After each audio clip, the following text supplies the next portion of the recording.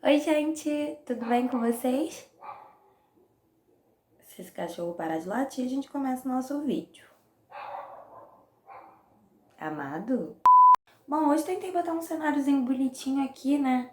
Tá meio michuruca, mas é o que tem pra hoje. Então bota logo essa vinheta aí, editor, que hoje o papo é reto, não tem enrolação.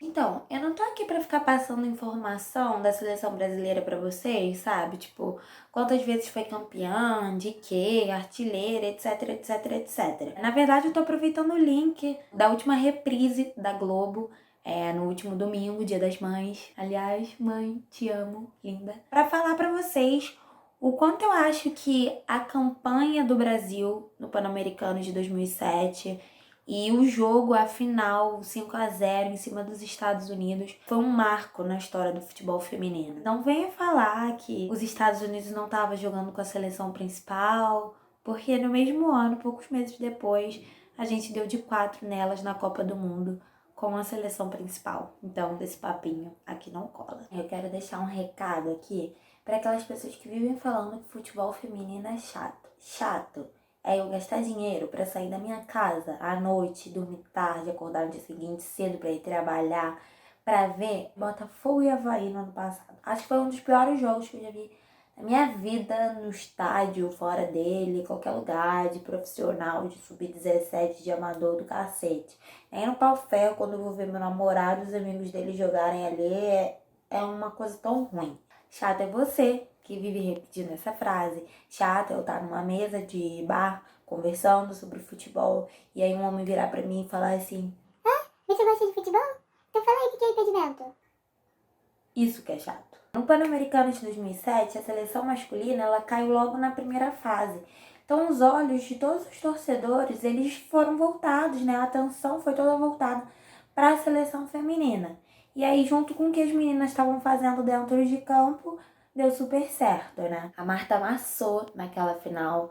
As jogadas do Brasil eram todas pela esquerda. A seleção dos Estados Unidos está procurando a Marta até hoje. Não achavam ela naquele jogo de jeito nenhum. O Brasil amassou os Estados Unidos. Para mim, a campanha com 33 gols marcados e nenhum sofrido no PAN 2007 pelas meninas foi sim um marco na história do futebol feminino, né? Inclusive, no mesmo ano, pouco depois, começou a Copa do Brasil feminina em outubro, a Copa do Brasil que depois veio a se tornar Brasileirão em 2013. Falando em Brasileirão, a Conmebol lançou uma lei em 2016 que todos os times masculinos da Série A, eles obrigatoriamente deveriam ter um time feminino.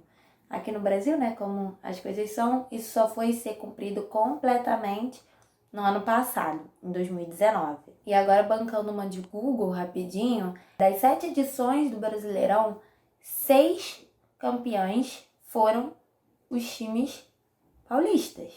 Não sei se vocês sabem, mas a Aline Pellegrino, ex-zagueira da seleção brasileira, ela é atualmente a coordenadora do Departamento de Futebol Feminino da Federação Paulista.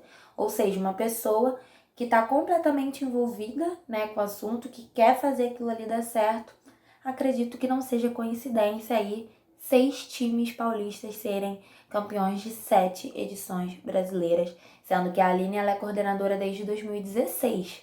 E em 2016 foi o Flamengo. Desde então foram só times paulistas. Inclusive, já mudando de assunto, eu acho ótimo que a atual técnica da seleção brasileira seja uma mulher, né? A gente já teve aí a Emily Lima, mas ela não ficou nem um ano no cargo. E a Pia, ela assumiu no ano passado, pouco depois da Copa do Mundo de 2019. Ela é sueca, uma treinadora sueca, ela já jogou pela seleção do seu país e ela treinou de 2008 a 2012 nada mais, nada menos do que a seleção dos Estados Unidos. Então, assim, além dela ser uma excelente profissional, eu acho que faz total diferença ter uma mulher como técnica do time, né? Ninguém melhor para ter empatia, para entender o que aquelas jogadoras passam todos os dias para estarem ali onde estão, tudo que elas enfrentam no mundo machista que ainda é o futebol. Uma coisa também que eu queria compartilhar com vocês, assim, vocês estão percebendo que eu tô puxando vários ganchos, né, embolando uma coisa na outra, para falar do futebol feminino como um todo. Não é nenhum assunto específico aqui nesse vídeo. É mais para atualizar vocês realmente do cenário atual. Atualizar do cenário atual. Vocês entenderam. É que eu já ouvi algumas vezes pessoas falando coisas do tipo: ah, mas a seleção brasileira feminina é velha, as jogadoras são velhas. Gente, o que vocês têm que entender é o seguinte: o processo no futebol feminino, ele não é igual no masculino. Ele é o contrário. Ele vem do adulto pra base. É comum que tenham jogadoras velhas, porque a jogadora ela já chega velha na seleção.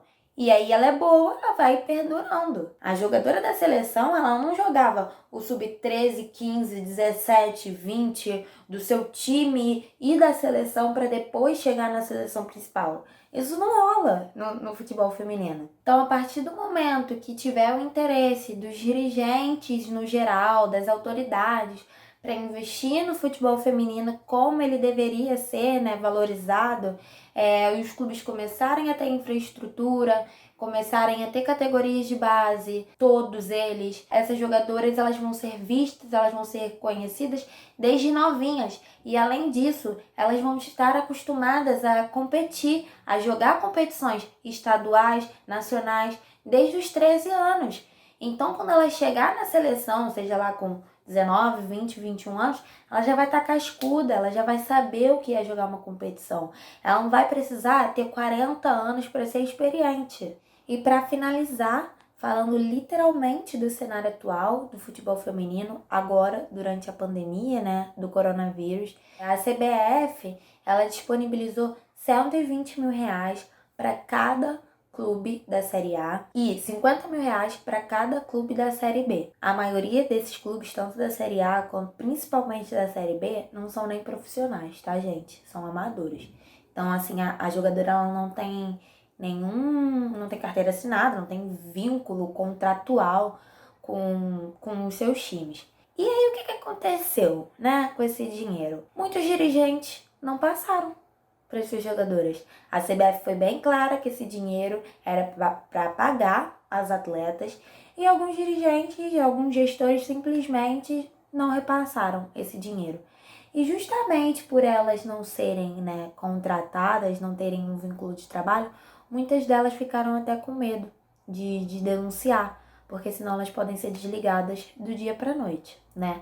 Mas algumas sim denunciaram, algumas botaram a cara a tapa. E por que eu tô falando disso? Eu acho que se a CBF ela quer escrever uma história diferente no futebol feminino do que ela fez com o futebol masculino, ela tem que estar mais de olho nesse tipo de situação, né? Seja aí criando um órgão para ficar responsabilizado por fiscalizar esse tipo de coisa, porque não dá para ela chegar, dar R$120 mil para cada clube e falar que fez a parte dela. Aí é muito fácil, né? Depois quer pagar de boazinha. Não, CBF. Vocês têm que estar mais de perto para fiscalizar esse tipo de coisa, senão o futebol feminino vai acabar que nem hoje o futebol masculino, com vários clubes em crise por conta da má gestão, devendo milhões e milhões. Fica aí a dica para nossa querida CBF. Então é isso, galera. Na real, acho que esse vídeo foi mais um desabafo. E o que eu penso, o que eu acho disso tudo. Pra quem não sabe, assim que tudo voltar ao normal, a Band é a transmissora do Brasileirão Feminino.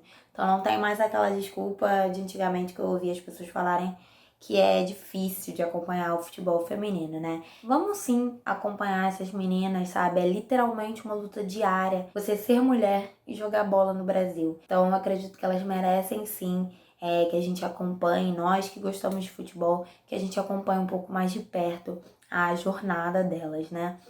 É isso. Espero que vocês tenham gostado. Não esquece de se inscrever no canal, curtir, comentar, compartilhar. No Instagram também. Meu editor vai botar aqui em algum lugar. Obrigada por terem assistido até aqui. Um beijo e até o próximo vídeo.